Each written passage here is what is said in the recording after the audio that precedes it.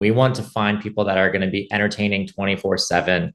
We want to find people that are going to be a little different, not afraid to go over the top in the broadcast booth, but are also willing to go above and beyond as the job description. We're not just looking for someone that's play by play. We're looking for someone that can be the face and the voice of their specific brand. And so far, we found really great applicants and amazing broadcast entertainers to further the brands that we have here in Banana Ball.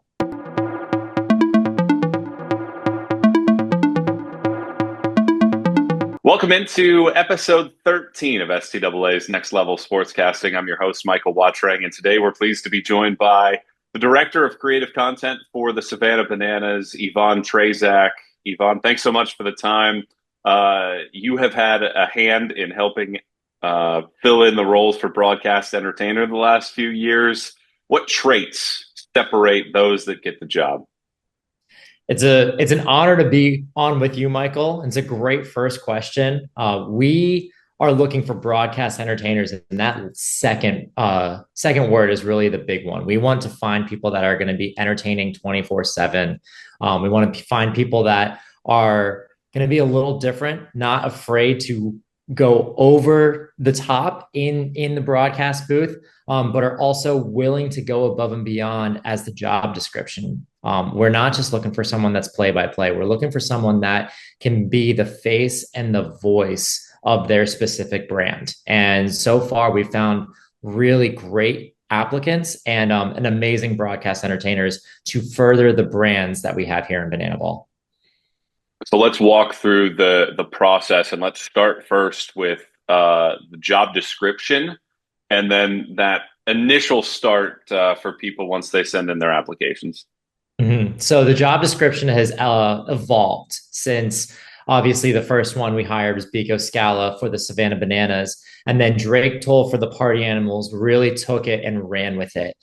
He asked himself during the application process, why is it just someone that should be calling the games? Why can't they be providing content throughout the rest of the week? Because that's what we're known for. We are TikTok's favorite team. So Drake really took it upon himself to say, hey, the broadcast entertainer should have a vital role in creating the content and deciding what goes out on the social platforms for their specific brand.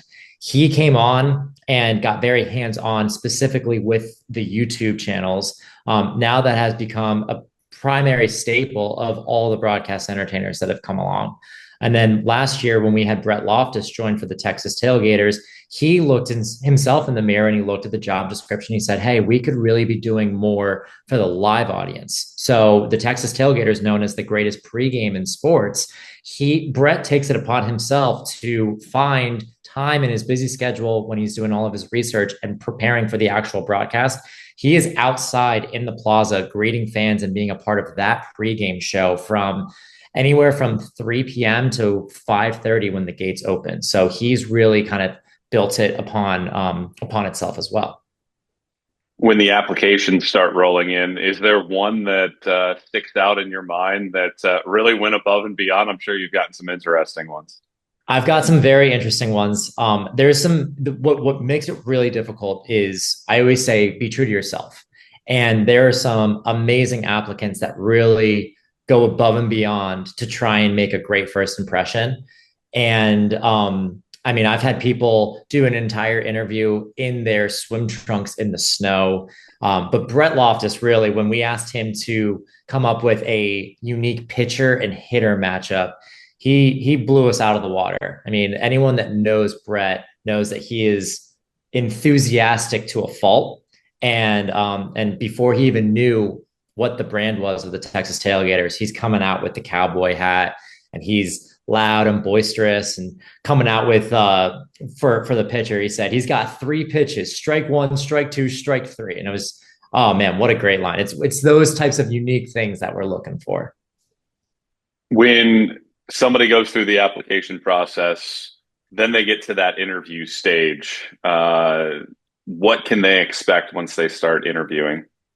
They can expect to be grilled because a majority of the time they are interviewed by myself, our executive producer now, Josh Richardson, and every once in a while, Jesse Cole, the man in the yellow tux, will be joining up as well. And if you're not prepared, then it's going to show. And I don't mean to say that in a way to scare people, but we can tell the applicants that are taking this seriously versus the ones that maybe just did this as a fun little side gig in between classes. It's funny you use the word seriously because I think Savannah Bananas is supposed to be fun. So when you mention seriously, that very much feels like a lot of the other jobs that are out there. How important is it for applicants to showcase their willingness, their knowledge, and desire to work for the Bananas versus, like you said, maybe having a little too much fun with it? Yeah, it's a great question because on the surface, everyone looks at us, must be the greatest job in the world. And it is. I don't want anyone to think otherwise, but it's a lot of hard work to guarantee that we are putting out the product that our fans deserve. We have 11 principles, and one of them is always plus the experience. And that revolves around everything we do, whether it's a walk-up or social content or broadcasting a game. There's plenty of opportunities to jump a curb and take the easy way, not be detail oriented. Hey, this cut is fine. It's not perfect. But everyone that we work with has that same mentality of understanding that we need to give our fans the absolute best that we can provide. So whether that means rehearsing pregame hits a bunch of times or doing the research throughout the night leading up to the games. I think the thing that we're really fortunate with is that the players and the broadcast entertainers really get an opportunity to become best friends. And you can call it work, you can call it research, but our guys usually like to call it hanging out at batting practice or grabbing a beer after practice with the guys. So it takes a special type of individual that doesn't see it as work, but really sees it as a way to hone their craft and enjoys that work. Drake was our very first guest on this series, and the plussing was the thing that still sticks with me to this day. For broadcast entertainers specifically, what does plussing look like in their role? It means not listening to your producer and saying, it's what he says, he's the boss, so I'm going to go with it. It's challenging the producer. It's saying, yeah, that's a great idea, and we should do this as well. Or, hey, maybe that's a little too much inside baseball. We love these guys. We know them through and through. But the base audience that is watching us on ESPN Plus or even the hardcore banana ball fans that know the most, they're not in the locker rooms. They're not in the office with us 24 hours a day. So it's really challenging the way things are, not going with the status quo and taking a risk and being okay with failing. So your background, you originally started at MLB Network. You had a role there before you took the Savannah Bananas role. What did you learn about, I guess, baseball presentation at that point that now you carry into this role? Man, I learned, this is kind of embarrassing, but I learned that the home team is always second on the scorebug. That was pretty cool. No, really what I learned was the way corporate baseball and really corporate sports work. And I'm not dissing MLB Network. I learned so much from what a VO is to SOT full to proper B-roll and making sure that there's 3 seconds on the front so there's extra pad at the end and all of that kind of technical stuff. But what I really learned was camaraderie with my guys. I was very fortunate to not be placed in a single editing bay when we were there. We were in room 25 that had 3 other editors with me. One of those editors happened to be Biko Skalla. And we really brought each other up, where the producers, when they were brought up, had a bit of a more, I don't want to not aggressive, but they were very competitive with the other editors, we were very collaborative. We would say, hey, I'm making this imbub for the B block. Can you come check this out? Any way to plus it? Any way to make it better? And we would always challenge each other. And we were pretty harsh too. We'd say like, hey man, like that's not great. And I know for a fact you can do better than that. And then once we got comfortable, we got bored. So it was like, all right, what kind of After Effects can we look at? Let's look at masking. Is there any way that we can enhance the color? What kind of ideas can we send to our craft editor and say, hey, this is kind of timely right now. I remember one of the bumps that I made was when Vladimir Guerrero Jr. was coming up from minor league baseball. And it was right around the time of the series finale of Game of Thrones. So I wanted to do Vlad is coming instead of Winter is coming. And I immediately went to my craft editor before I even started and was like, I'm going to find this clip of a ball going over the left field wall, and you're going to make it the ice wall. And you're going to take this clip with the bat and you're going to rotoscope a sword into it. And it was probably the worst day of his career, but it was something that I was very passionate about. And, you know, it's seen for 30 seconds on Quick Pitch at 1:30 in the morning. Who's watching it? But that's not really what mattered to us. So it was, I think that was vital, not just working at MLB Network and getting my feet wet and cutting my teeth there, but the fact that I had such a great support system that was looking out for my best interests. Biko is the one that takes the Bananas job first, and he kind of pokes and prods you and says, hey, you should take a look at this as well. What did you learn from his initial experiences within the Bananas? I think I first came to a game when he was working for the Bananas for about a year.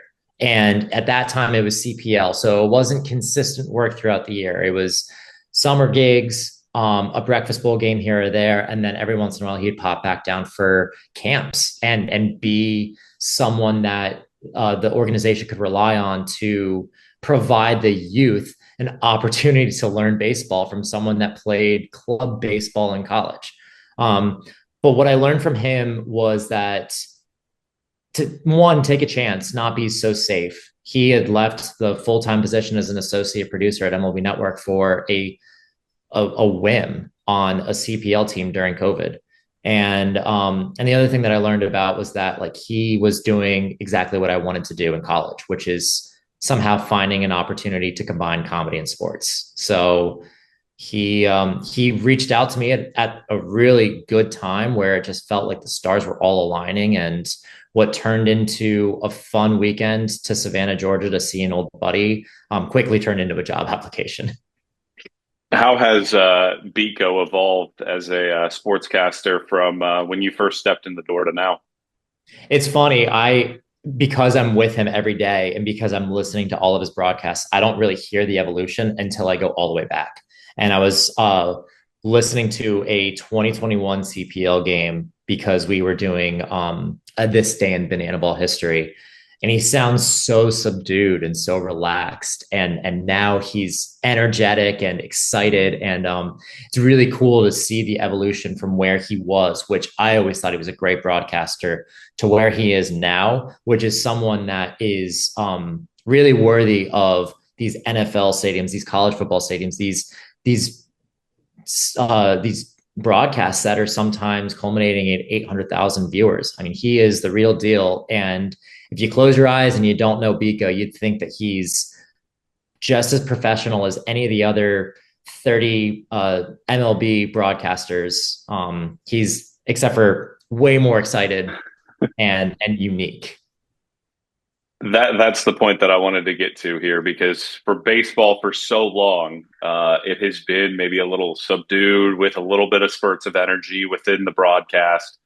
How has Savannah Bananas broadcast entertainers, I think, had an influence on the rest of baseball broadcasting at the minor league level? Yeah, I mean, the minor leagues are already more enjoyable than MLB, in my opinion, because they have the promotional nights and they have the reason to try and ascertain fans to come to their games and listen to their broadcasts. I think the Bananas and Fans First Entertainment, Banana Ball, we all have given the opportunity to minor leaguers specifically to have more fun in the broadcast booth. It's something that I really see in our new broadcast entertainers is kind of beating the professor out of them that says, hey, you need to be this way, you need to be buttoned up. And we say, hey, every broadcast, let's just unbutton one of those top buttons. Let's see what happens. You're okay to fail. It's all right if you pop the shirt off for a broadcast or for an interview if that's what the pitcher did. We allow ourselves to get as unique and creative as the players in the entertainment in Banana Ball as well. I think it's opened up those possibilities to minor league baseball. Those are the calls that I tend to see going viral more than any MLB call, except for maybe John Kruk. And that might be because I'm a Phillies fan as well. But whenever you hear someone with insane enthusiasm after a walk-off or a no-hitter, it's usually from minor league baseball.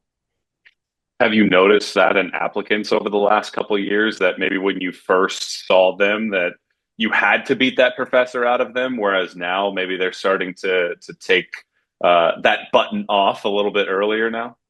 Yeah, AJ Swiatek's the perfect example. Not only is he the most recent, but he is someone that the entire organization has said like he's going to be the best one out of all of us, which is really exciting to hear.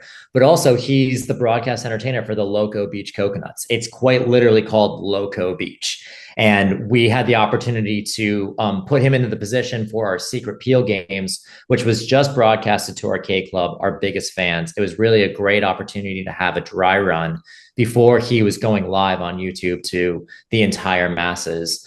And he was a little stiff. He was a little nervous. I think it's still one, him getting comfortable coming out of that shell. And number two, like this is his first opportunity in Banana Ball.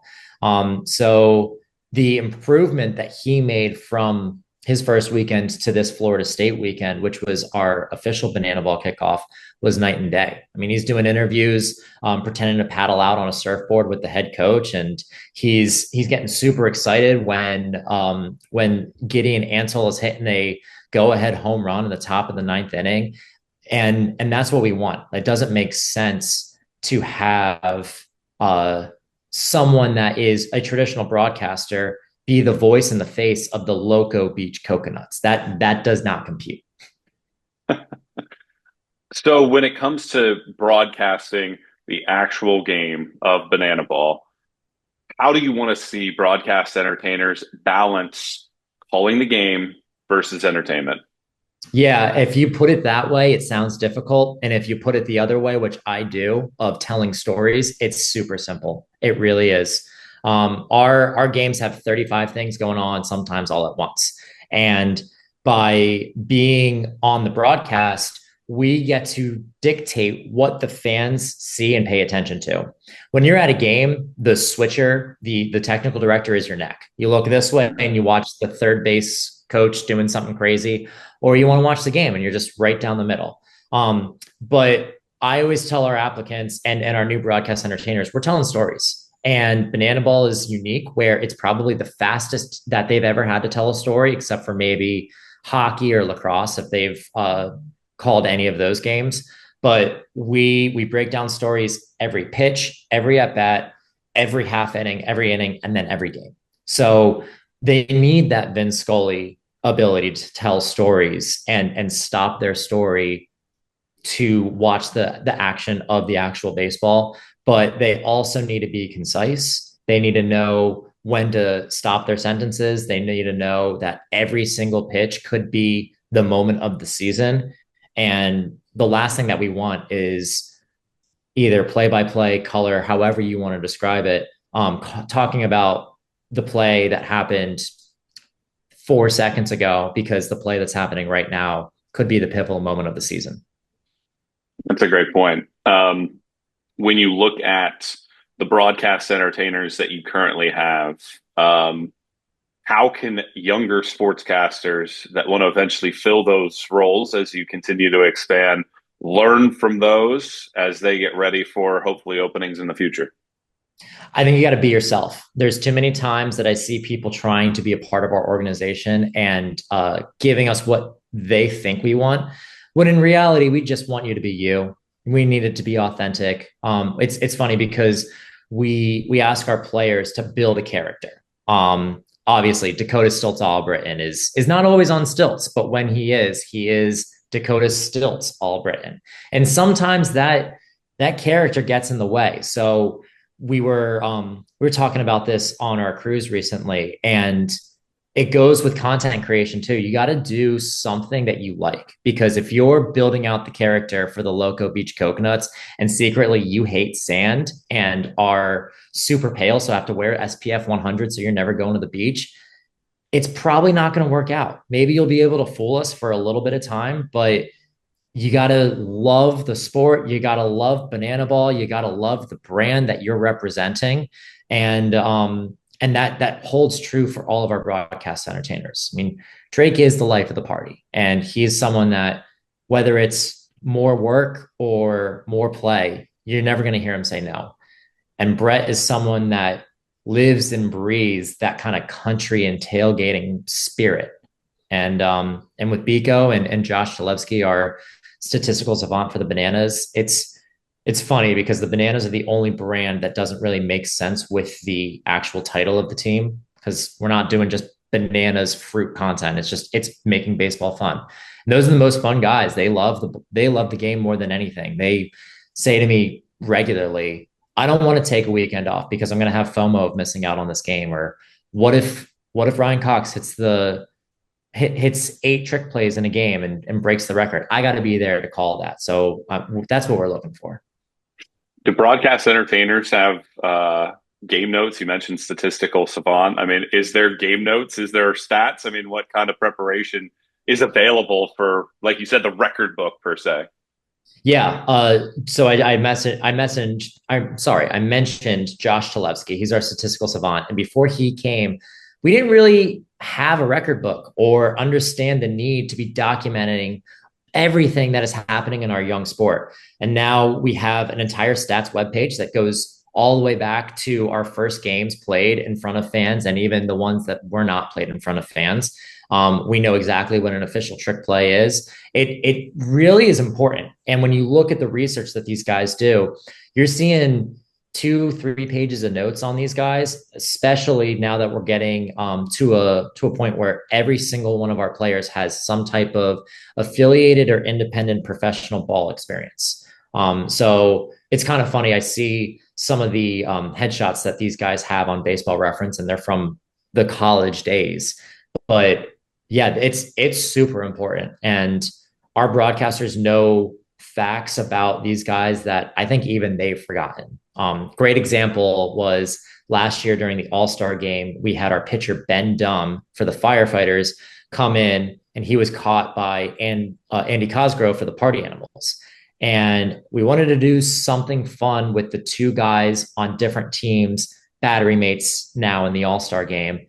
And little did I know, but of course, Josh Chalevsky knew that Andy Cosgrove caught Ben Dumb's professional debut way back when in like 2019. So before we even got to the stadium, we were able to find that footage, put a little nice bump ahead of the opportunity of those two guys being mic'd up. And even they forgot about it. And they were like, oh my gosh, what a great blast from the past. It's really fun to kind of pull one over on the actual players as well. That's terrific. I want to hop into social media and content. This is fans first. So social media has become huge. You have more followers than any Major League Baseball team or player at this point. What are the keys to success on social media? Man, if I knew, I would tell you. The algorithm is crazy, and I don't care who you are and how long you've studied it. No one knows what's going to go viral and what's not. What you got to do is stay true to yourself, stay true to your fans, listen to them, see what's worked for you in the past, and ultimately do what makes you happy. Because similarly to building a character, I'm going to have a lot more fun putting together a parody of an Anchorman scene, which is my favorite comedy movie, than doing something that I have no interest in. Fortunately, we have a bunch of different minded individuals that are working for us. And when we come up with our OTT over the top moments for banana ball games, it's usually the ones that have all of us coming from different backgrounds and different interests, all saying, oh, yeah, that could be really cool. And in that way, we build our own kind of test phase to see what's going to resonate with people that are interested in this versus interested in that. And Banana Ball has done a very good job of kind of assimilating to the masses with the Banana Nanas, a 75-year-old grandmother that doesn't really know how to work YouTube, can see herself at a banana ball game. And of course, the young men and women that want to aspire to be baseball players now, they can see themselves in the players. We have promotions that are dealing with contestants and fans anywhere from 2 months old in the Banana Baby to 99 years old in Grandma Gladiators. So it's important to stay true to yourself, stay true to what you love, and eventually you'll find that audience that it resonates with. What advice would you give sportscasters in general, but definitely younger sportscasters as they try to build their own brand on social media? Don't be afraid to push back. You obviously have to listen to the people that have been there. But at this point, the things that I was learning in college are obsolete. And we are in a world that is vastly different from what it was 5 years ago. And I'm sure the world that we're living in now is going to be completely different from 5 years in the future. So I think it's important to learn from those who have been through it, but also not be afraid to blaze your own path. And to do that requires a little bit of animosity and a lot of courage. How does a sportscaster and broadcast entertainer for the Bananas avoid being overly performative and balancing that with being genuine? We try our best not to script out any calls. Obviously, the game of Banana Ball, it's not scripted, but we have a script of entertainment moments. And you want to be prepared and have an idea of what you want to say after this specific walk-up that you've seen in rehearsals 5-6 times. You don't want to end up flat-footed, but at the same time, you want to leave that opportunity for genuine reaction and excitement, because sometimes things go wrong. And a lot of the times when they do, it's those reactions from the broadcaster that put the fans at home at ease and say like, well, that definitely wasn't supposed to happen, but it's okay because we're a part of this with you. We were just as shocked as you were. But then the other thing is, it's truly being a fan of the players, of the sport, of the entertainment. DR Meadows, who has done more crazy catches in center field than I could have ever imagined, nailed this sliding behind the back catch on Saturday that left all of us aghast. Like I was filming on the side and I turned around immediately to the dugout and filmed every one of his teammates' reactions who've seen it all and are in practice with him, seeing him try and replicate these trick plays. And they were all flabbergasted too. So I think really being a fan of what you're watching is vital to that excitement that leads to a great call. What tips do you have for future applicants wanting to be broadcast entertainers in the Bananas system? Be yourself. Take it seriously. Don't leave it off to the last minute. We usually have a surplus of 25 applicants on the last day. That doesn't mean that they're all bad, but definitely a majority of them have left it off to the last minute. We can tell when people kind of just put something together just to say that they did.